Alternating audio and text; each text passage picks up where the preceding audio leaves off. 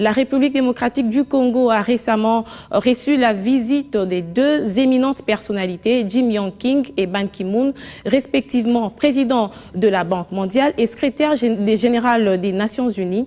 Sur ce plateau, Eustache Wayoro, il est directeur des opérations de la Banque mondiale pour la République démocratique du Congo et la République du Congo. Bonsoir, monsieur Eustache. Bonsoir. Comme je le disais tout à l'heure, la visite en République démocratique du Congo de Jim Yong-King et Ban Ki-moon, est-ce une coïncidence puisque les deux sont compatriotes, étant donné qu'ils sont tous deux Coréens, ou c'est un calendrier bien programmé parce qu'en même temps aussi ils ont parlé presque le même langage? Je dois dire que c'était une visite historique. C'est pour la première fois qu'un président de la Banque mondiale et le secrétaire général des Nations Unies voyagent ensemble. Je dois dire que c'est un événement historique et la RDC a été le premier pays où cette histoire a commencé. La RDC a été le premier pays où cette histoire a commencé. Lors du passage du président de la Banque mondiale, Laurent Tiendra, qu'il a annoncé un financement élevé à hauteur de 1 milliard de dollars pour la région des Grands Lacs. Beaucoup se posent la question comment va se passer la répartition de ce montant. Je dois d'abord dire que d'ailleurs que la République démocratique du Congo a reçu 1,260 milliard de dollars pour son financement national.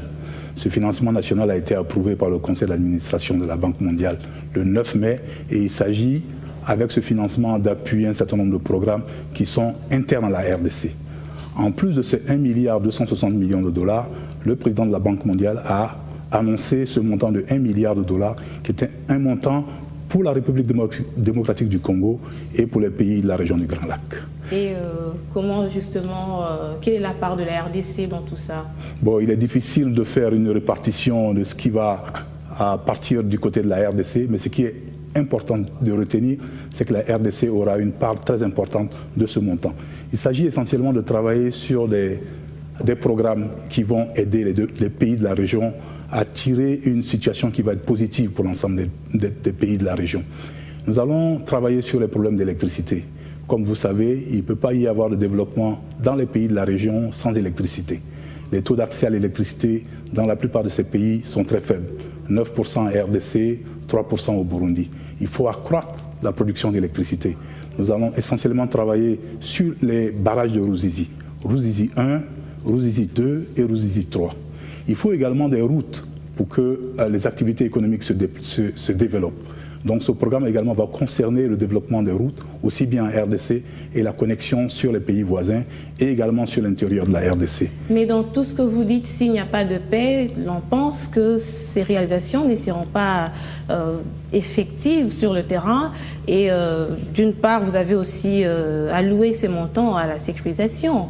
C'est pour dire que la Banque mondiale comprend bien que pour arrêter la crise dans la région des Grands Lacs, il faut de l'argent ou c'est de l'argent qui pose problème par rapport à cette crise. Mais ce qu'a dit notre président, et donc le fait d'avoir ce voyage historique, c'était de montrer qu'il n'y avait pas de développement sans paix et qu'il n'y avait pas de paix sans développement.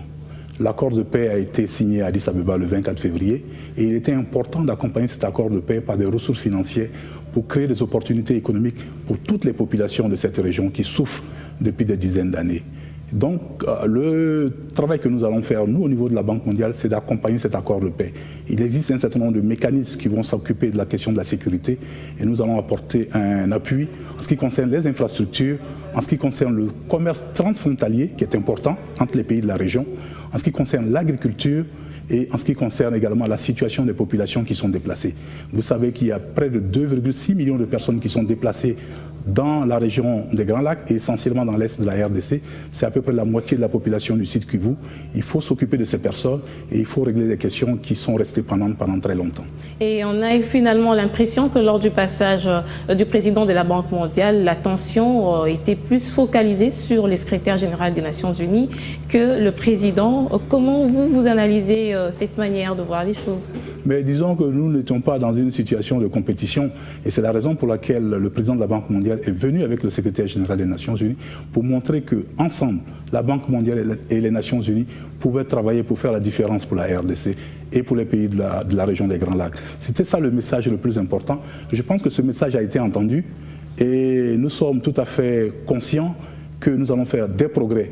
Il est important que la question de la discussion politique entre les pays des Grands Lacs continue de se mettre en place et nous espérons qu'avec les ressources financières que nous apportons, l'assistance technique que nous allons apporter, vont créer les conditions pour qu'il y ait une paix durable dans cette région, dans l'est de la RDC et dans cette région des Grands Lacs. En se référant au communiqué de presse nous livré par la Banque mondiale, toujours en rapport avec cette visite, quelque part vous dites, ça c'est le président de la Banque mondiale qui le dit, nous avons déployé des efforts extraordinaires pour mobiliser les 1 milliard de dollars. Pourquoi des efforts extraordinaires?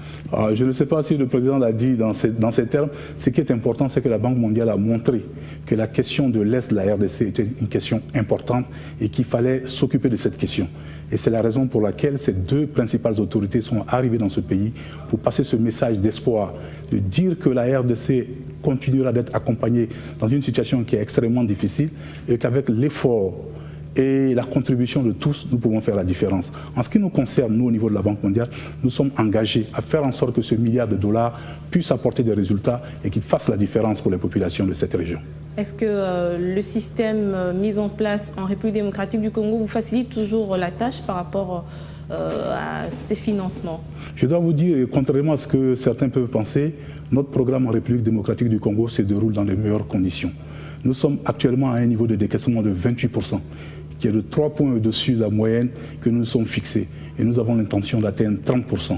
Nos projets ont donné des résultats significatifs dans ce pays. Et je pourrais prendre de nombreux exemples. Je prends par exemple la route qui part de Kalemie à Bendera. Sur cette route qui fait 125 km, le coût du transport a été diminué de 400%. Nous avons également soutenu la construction de la route pour aller à Bouta, de Kisangani à Bouta. 324 km.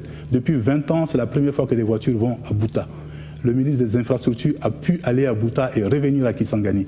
Et sur cette route, figurez-vous, le prix du transport était de 200 $, il est passé à 20 $. Le sac de ciment était à 80 $, il est passé à 25 $. Les choses se font, une différence se fait et nous sommes tout à fait satisfaits de travailler en RDC parce que nous avons en face de nous les autorités qui sont engagées dans le progrès pour ce pays. Et nous sommes dans une condition qui nous permet de continuer d'utiliser nos ressources pour faire la différence pour les populations de ce pays. Par moment, ça, maintenant, il s'agit de vous, Eustache Ouayourou. Vous êtes visible dans les médias, on vous sent très, très remarquable, mais à un certain moment, vous vous retirez un peu. Quels sont les prétextes qui vous poussent à vous rendre visible comme ça? Écoutez, nous ne cherchons pas à faire de la publicité, nous cherchons à travailler. Nous sommes engagés pour le développement de la RDC. Nous avons un gouvernement qui est engagé, nous avons des autorités qui sont engagées.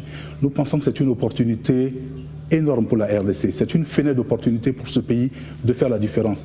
Et nous le voyons en ce qui concerne les chiffres macroéconomiques.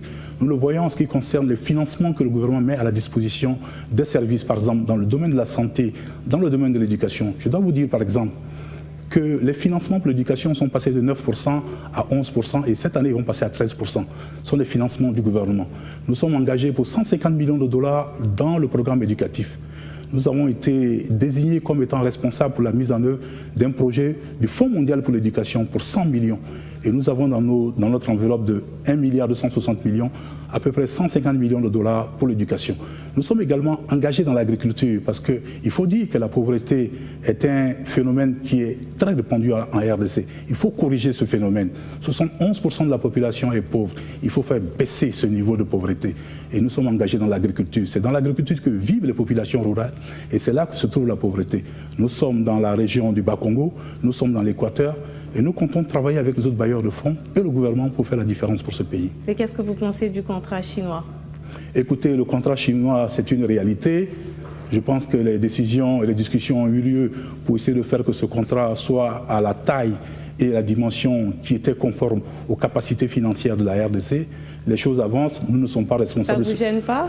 Écoutez, tout le monde travaille avec la Chine. Je serais mal placé pour vous dire que je suis gêné de voir la Chine travailler en RDC, d'autant plus que la Chine est membre de la Banque mondiale. La Chine est un grand pays. Et d'autant plus que c'est un partenariat gagnant-gagnant pour la RDC. Tout ce que nous souhaitons pour la RDC, c'est de développer des partenariats gagnant-gagnant où la RDC tire le maximum de ses potentialités pour faire la différence pour son peuple. Monsieur Eustache, une dernière question. Qu'est-ce que nous pouvons retenir de votre passage ce soir sur notre plateau? Mais je dois dire que je suis très frappé de voir ce studio moderne. c'est une œuvre privée. C'est la preuve qu'il faut ouvrir les opportunités pour le secteur privé. C'est avec le secteur privé que la RDC va avancer. Et c'est pour cela que nous travaillons d'arrache-pied avec les autorités pour créer un climat des affaires qui permet à tous les Congolais de se lancer dans les affaires, qui permettent également aux étrangers de se lancer dans les affaires pour permettre de créer de l'emploi, de créer de la richesse, pour réduire de manière drastique la pauvreté, car ce pays a les ressources pour que la population vive dans de meilleures conditions. Eustache Waoro, merci d'avoir répondu à notre invitation. Je vous remercie.